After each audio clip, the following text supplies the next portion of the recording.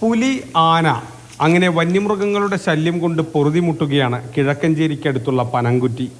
വാഴ, തെങ്ങ്, കവുങ്ങ് അങ്ങനെ എല്ലാ വിളകളും വ്യാപകമായി നശിപ്പിക്കുകയാണ് ആന. ഇതിനിടെയാണ് പുലിഭീതി കൂടി വരുന്നത്. വ്യാഴാഴ്ച അതിരാവിലെ ടാപ്പിംഗ് ജോലിക്കായി സ്കൂട്ടറിൽ പോവുകയായിരുന്ന ദമ്പതികളാണ് പുലിയുടെ മുന്നിൽപ്പെട്ടത്. ഭാഗ്യം കൊണ്ട് മാത്രം പുലിയുടെ അക്രമത്തിൽ നിന്ന് ഇവർ രക്ഷപ്പെട്ടു. പെട്ടെന്ന് എതിർശാലയാണ് പുലി വന്ന് റോഡിലൊക്കെ വന്ന് ചാടിയത്. വണ്ടിയുടെ സെന്ററിലേക്ക് അങ്ങോട്ട് കയറാൻ പറ്റില്ല, ഇങ്ങോട്ട് രണ്ട് സൈഡ് ഭയങ്കര കാടും ഭയങ്കര കുന്നുമായി തരണം. പെട്ടെന്ന് ഞങ്ങൾ ആകെ പേടിച്ച് ഇരുണ്ടുപോയി. പുലിയാണെന്ന് ഞങ്ങൾക്ക് മനസ്സിലായില്ല. ആദ്യം ഓർത്തും പുളിമാനായിരിക്കും. നോക്കുമ്പോ ഈ വാലും ഇത് തിരിഞ്ഞപ്പോ തല കണ്ടപ്പോ പുലിനെയാന്ന് മനസ്സിലായി. ഞങ്ങൾ വിറച്ചു പോയി. ആനഭീതിയിൽ പൊറുതിമുട്ടുന്നതിനിടെയാണ് പുലിശല്യവും രൂക്ഷമാകുന്നത്. പനംകുറ്റി സ്വദേശി അജീഷിന്റെ വീട്ടുവളപ്പിൽ തെങ്ങും വാഴയും ആന നശിപ്പിച്ചു.